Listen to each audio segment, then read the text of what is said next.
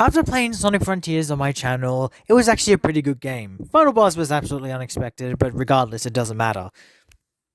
Now that that's finally out of the way, I think it's now time to finally discover what exactly is there to have now due to the lore of everything that we know about this game that can bring this lore in the entire franchise.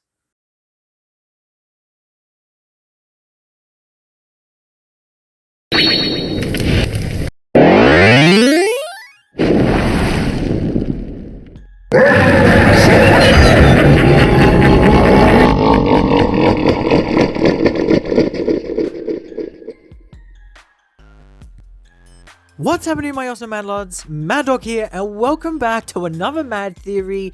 And today, yes, we are going to be going through some theories based on Sonic Frontiers. The whole game itself was just absolutely phenomenal. Open space, giant robots, apparently more bigger than the usual, AIs, and much more.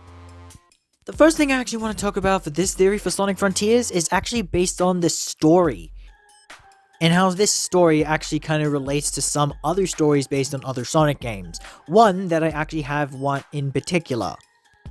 Let's start from the very beginning of the game first, shall we? When we actually escape the very first level of cyberspace, we actually get to have the AI, which aka is known as the End, saying this, that Sonic is the key, and also she even says this: Find the Chaos Emeralds. Destroy the Titans. Tear down the walls between dimensions. Also, can you even notice the fact that Sonic is actually looking up and trying to figure out where the heck this AI that was guiding her, where the heck she was? He's like just looking up at the sky trying to figure out where this voice was coming from. But this isn't the first time that we see another character actually do that kind of thing. And I'm talking about Shadow the Hedgehog, and I literally mean from the Shadow the Hedgehog game. If no one does not know about this, there's this game, spin-off game of Sonic the Hedgehog called Shadow the Hedgehog, where you just play as mostly Shadow and tries to regain his memories from his past. I'll get to further details in the track. And as you know, that this villain called Black Doom, who actually tells Shadow himself to actually find the 7 Chaos Emeralds and bring them to me as promised. Seems like that this AI and Black Doom seem to have a little bit more in common when it comes to manipulating characters. Especially the heroes, of course. Though technically speaking, Shadow the Hedgehog was more of an anti-hero-like game. Then in Sonic Frontiers, we know that Sonic has always been the good guy. However, with Sage saying that we've been doing so many reckless things in this entire game, and that we're completely tricked by the AI, the End, it turns out that this AI was pretty much a bad guy all along, which we pretty much suspected it from the very beginning we started this game. Then again, so was Black Doom. He was always been the villain every single time. No matter which story we chosen, if we were on a hero side, especially the secret ending, which by the way, I will also get to that part later down the track. Here's the next thing I actually want to talk about this entire game, cyberspace. Now we all know that it appears that cyberspace are just basically levels, however, they're also accordingly known as memories. Some others also even say that it's also like this cyber-like dream, and I was like, okay, that's a new one. I feel like it's more like of a memory more than a dream, which technically, yes it is. It is based on more of the memories, which is why Sonic keeps on traveling to levels such as Chemical Plant Zone, Green Hill Zone, Sky Sanctuary, and even some parts in the city which are based on Sonic Adventure 1 and 2. These 4 levels are based on the only ones that Sonic knows the most, because all these levels are based in Sonic's memories. Exactly how Sonic says that he's sticking to familiar ground. And yet in some places, due to the fact that when we actually get to see some other versions of the Cocos in the past, which technically apparently are the descendants of Chaos, they bring out these flashbacks of them actually trying to make civilization or try to fight for their world that they actually live in right now. It's crazy to see that, and it's absolutely fantastic how they've done it. So not only that cyberspace is not just only to keep things by their memories, but it's also a place that they actually be able to go keep at rest or try to keep themselves safe in a way. Remember how every single time that these Cocos keep on fainting, and then they just have their souls lifted up, and this symbol called Zap, which in this case, the symbol Zap kind of means basically on their memories as well, which kind of makes sense. Probably takes them to a cyberspace specifically that actually just brings them at peace, and that they have finally done what they were meant to do. Which, by the way, I feel like that's what Eggman was trying to do, since due to the fact that since Sage sacrificed herself in the very end of the game, guess what he does? He actually tries to gain access to that software, making it his own so that he can actually revive Sage.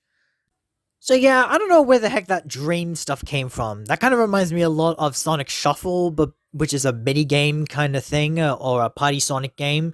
A lot of people have actually speculated that this villain right here from Sonic Shuffle could actually have been in the game. I don't know why, but they say that she has the powers to bring out dreams or something like that, which some of the characters say, like Elder Coco and I say that it's like a cybernetic dream of some sorts. To me, it's more on the memory side, less on the dream side. Sorry to say. Just wanted to put that one out there. Now, here's another thing I should probably mention. Did I also mention that Shadow actually went to cyberspace as well? You don't believe me? Let me tell you this then. In one of these levels that you play as Shadow, in Shadow the Hedgehog, obviously, you are traveling in this interesting looking wire sort of like connection, almost like you're traveling through the Wi-Fi. You know those little plug things, just like it happens in Rick and Ralph? That's exactly what this stuff does. And have a listen to what Black Doom says to Shadow about when he enters this place. Shadow, this is the information highway system that they call cyberspace. Which actually confirms that this is also considered as a cyberspace as well. Because basically, cyberspace in the real world actually means it's a basic computer with software that can actually keep any sort of data safe from any hackers getting involved. And it's true, that's exactly what it's doing. However, in this case, in Shadow the Hedgehog, Shadow actually travels through cyberspace in GUN's computer system. Surprisingly enough, GUN's robots are apparently inside as well, which I don't know how the heck that works. However, this also makes a lot of sense why the N has always told Sonic that Sonic was the key. Getting into cyberspace and then getting out, which means it's kind of like he was sort of hacking into cyberspace as well, in order to collect Chaos Emerald Vault keys in order to actually gain the 7 Chaos Emeralds.